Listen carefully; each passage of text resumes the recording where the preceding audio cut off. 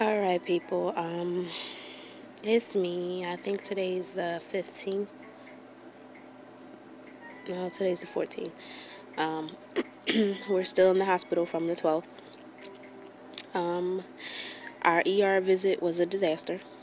We spent 12 hours downstairs in the ER before we were actually admitted to the floor. So we got here at like 7:25 in the morning. We didn't actually make it to in-house until 7 o'clock that night. They did not feed us all day. And when I finally did get to the floor, I don't think we got any food until about 10 o'clock because I had to spend like my last $20 to order out.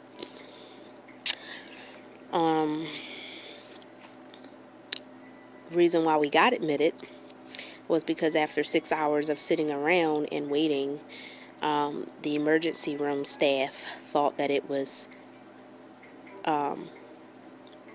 safe to test Asaya's urine and send her home because when we came into the ER, she didn't have what they call a true fever. Her temperature just lingered around a low-grade fever for like 6 or 7 hours. It was like 99.5, 99.7, never really went up past 100. So they were trying to rule out any like type of infection. But I know my child. So I demanded that if they were going to send us home, y'all are going to run labs before you send us home. My child has a liver transplant, and we need to know what her baseline is before we leave here.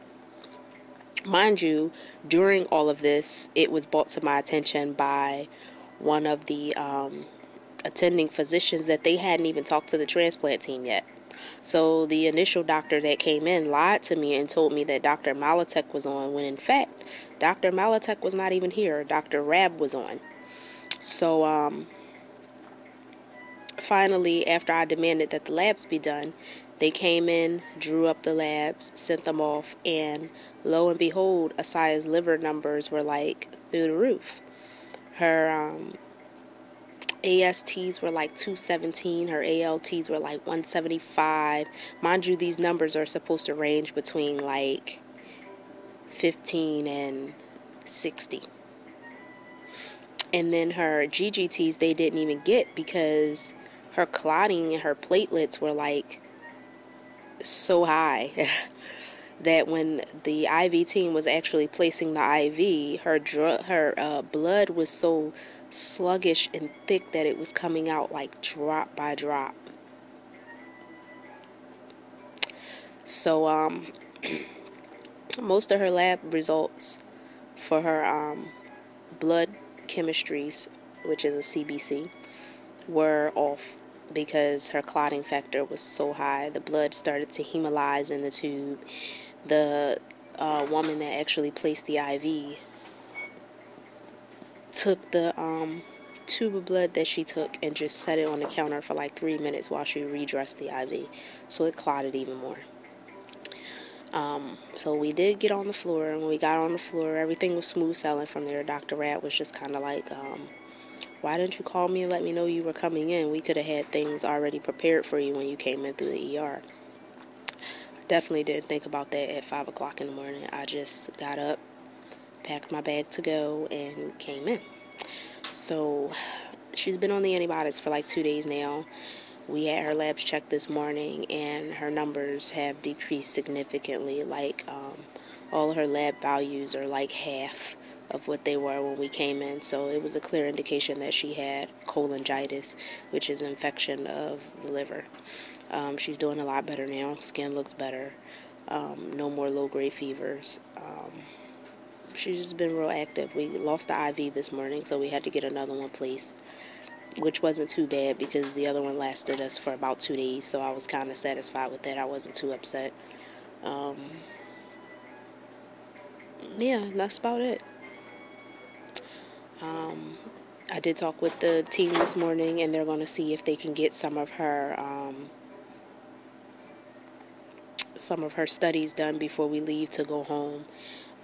Before she can be listed for a repeat transplant, they have to do a workup of her body, her blood, and all of those different things. So they have to check to make sure that her heart is within a sinus rhythm They have to check all of her other organs, kidneys, pancreas, and everything to make sure that all of her other organs are functioning properly.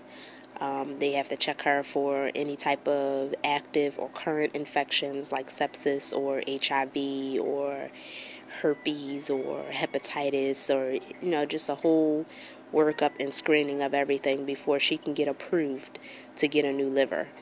But as I said before, I don't know if I want to go the deceased donor route because we've experienced a lot of complications with the deceased organ that we did receive. So there is an option for living transplantation where a living donor, like myself, could, if I was a blood match, have a portion of my liver removed and donated to her because liver tissue regenerates. So, because I'm not a blood match, I can't do that, but we can start like a drive or something to make that happen for individuals who are interested in helping. I really don't know how much more of this I can take. Like, I'm to the point to where I'm like losing my mind with this. This is complete and absolute insanity. Like, every few weeks we're back in the hospital, and I thought we were over this point after the last surgery she had in June, because we had a long stretch where she was doing fine, and I'm not sure if what's going on with her was because of the donor or because it's just really chronic rejection, just destroying this liver piece by piece. I don't know. But anywho, that's my phone beeping. I think I have a text. I'm just going to wrap things up. Thanks for watching, you guys. When I have any more details, any more information, I'll definitely get back with you. Stay tuned. Peace.